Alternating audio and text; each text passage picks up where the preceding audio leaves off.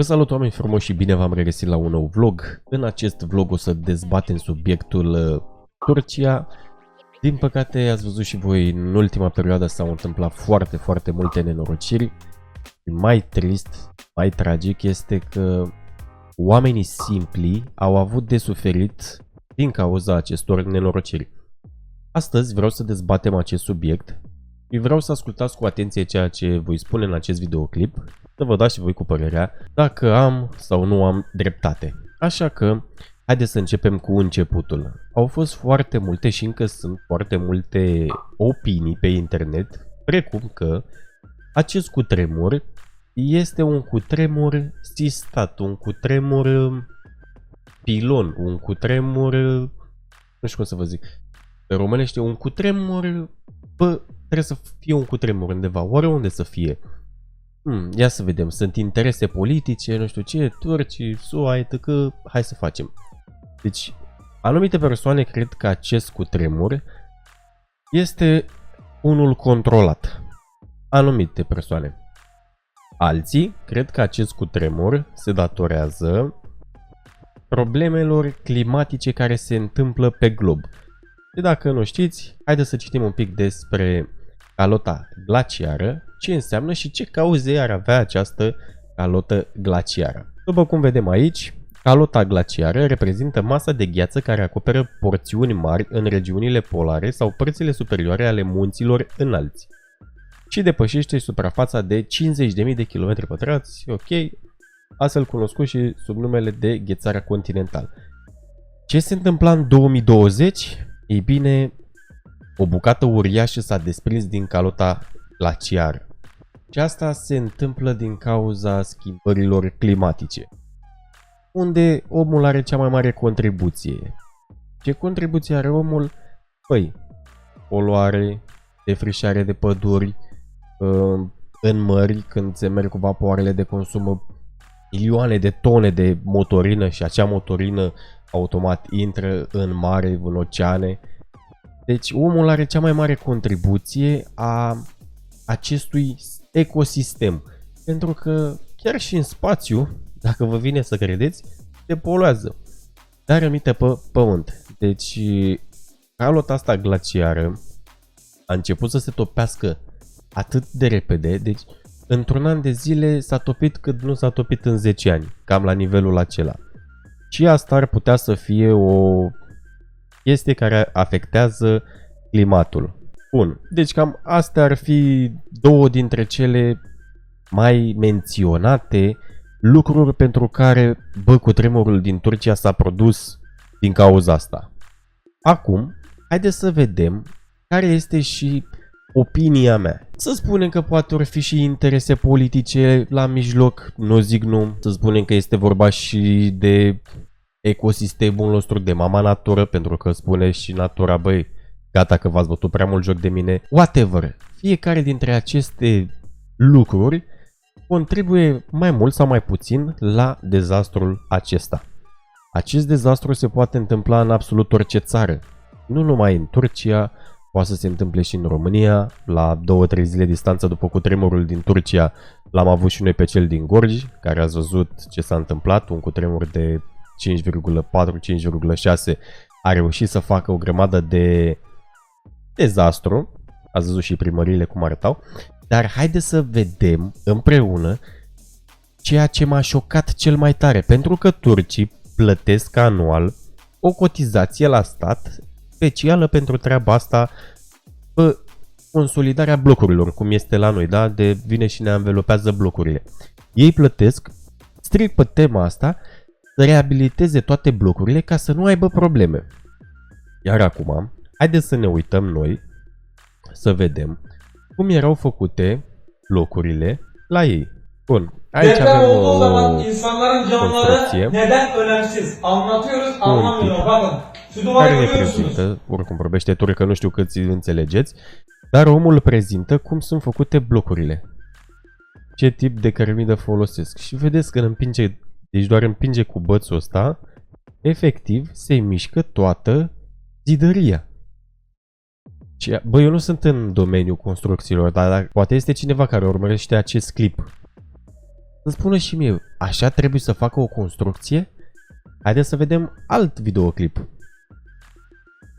Da? Uitați, un bloc recent construit, 2020. Un an, 2 ani de zile avea blocul ăsta maxim. S-a făcut drum. Oare de ce? Probabil vă întrebați, bă, de ce, mă, de ce? E bine, uitați-vă un pic la videoclipul ăsta care efectiv pe mine m-a șocat. Da, să-l dăm la început. Ok. Uitați-vă în ce stil este făcută construcția. Și n-aș fi crezut, dar sunt oameni care au filmat de acolo, imediat după cutremur, și asta n-ar fi trebuit să se întâmple. Deci să iei zidăria aia așa cu mâna, uite, face ăsta, bagă mâna prin zidărie, mi se pare insane. Și sunt milioane de astfel de materiale, de videoclipuri, uitați. Arată și jucă. Mie mi se pare că e incredibil așa ceva, da? Uitați-vă doar câte de-astea au băgat. Nu știu exact termin, dar barele astea ar trebui să fie mai multe. Uitați-vă un pic, este de-a plânsul, nu de-a râsul. Efectiv de-a plânsul. Au fost blocuri care efectiv au căzut cu placa, au rămas blocurile intacte, dar ele erau fundul în sus, cum ar veni. Frate, așa ceva nu este normal. Deci nu este normal, sunt extraordinar de multe videoclipuri de genul acesta. Da? De la cărămidă, cum le fac, cum... Uitați-vă la ele un pic. Băi, oameni buni, eu refuz să cred că treaba asta e reală. Refuz să cred că treaba asta este reală. Acum stau și mă întreb, oare pe lângă mafia asta politică, nu cumva există și o mafie a constructorilor? Există. Pentru că 130 de dezvoltatori imobiliari din Turcia, imediat după cutremur, au fugit, i-au rupt pământul. Doar că au fost prinși și aduși înapoi în țară.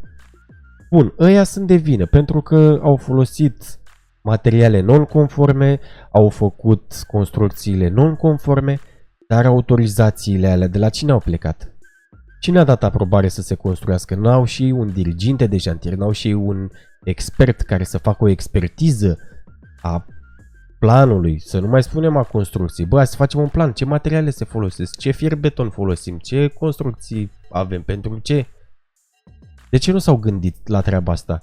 De ce trebuie efectiv pe toată planeta asta să se ajungă la nenorociri? Pentru că sunt peste 45.000 de morți și alte câteva zeci de mii, sute de mii care încă nu au fost găsite. Am văzut copii. Nu pot să le arăt aici pentru că îmi iau restricție. Dar am văzut copii nou născuți, copii de 2, 3, 4, 5 ani. Erați pe brațe săraci după 100 și ceva de ore, că mi se face pielea de găină numai gândindu-mă. Ce vină au copilașii ăia săraci? Ce vină au? Sau oamenii simpli? Ce vină au? Oamenii care își plătesc dările către stat? Și aici vorbesc chiar și de țara noastră și de absolut toate țările. Ce vină au oamenii simpli, normali? Să treacă prin așa ceva. Și mai frustrant și mai dureros este că ei plăteau încă o dată pentru treaba asta. Plăteau pentru siguranța lor. Care siguranță?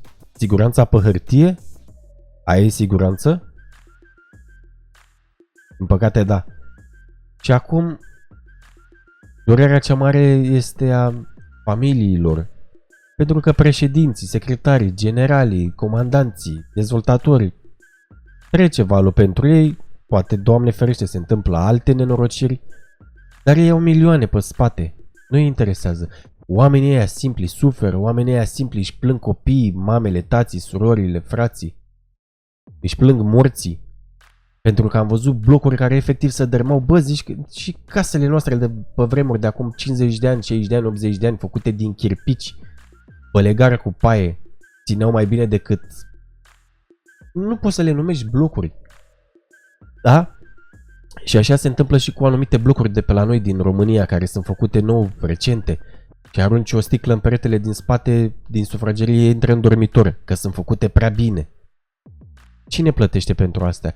Cum au fost și prin cartierele alea, zonele alea, mai așa, să nu le dăm numele. Începe cu Mili, unde au plătit oamenii săraci 30-40 de mii de euro Ojmar Residence. Oamenii au făcut credite la bănci pe zeci de ani de zile ca să aibă unde să stea cu copiilor. Unde stau?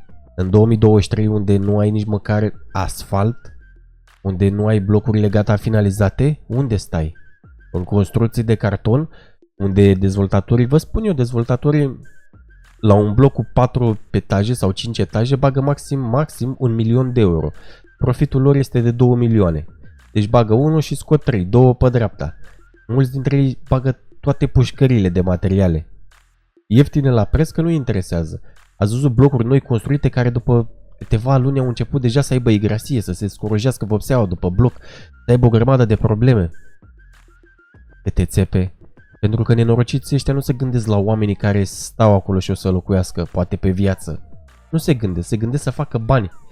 Și acei dezvoltatori imobiliari, ce pățesc? Amendă? Pentru că e mafie mare. Noi suntem niște gândași pentru ei. Dar mafia asta ucide. Corupția ucide.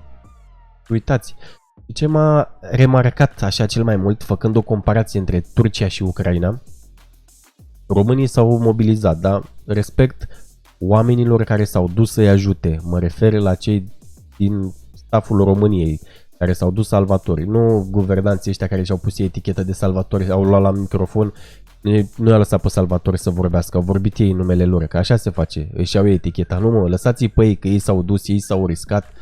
Au murit căței de salvare, căței care și-au dat viața pentru oameni, să-i salveze. Oamenii de ce nu-și dau viața pentru animale?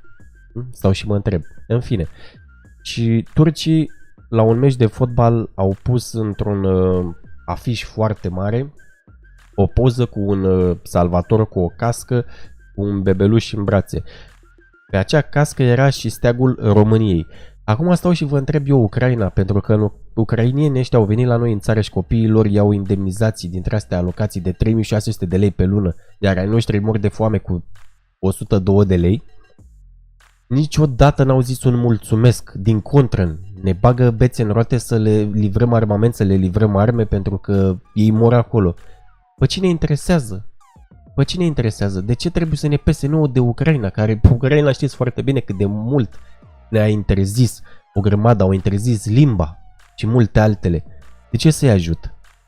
De ce să dau la un ucrainian o grămadă de beneficii? 100 de lei pe zi de persoană, 3600 de lei pe lună pentru copii, chirie aproape gratis, mâncare aproape gratis, au mașini de zeci, sute de mii de euro.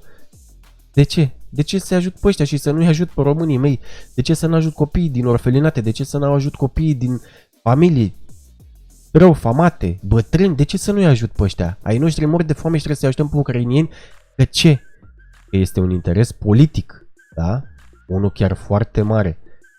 Și n-au mulțumit niciodată acești ucrainieni, din păcate.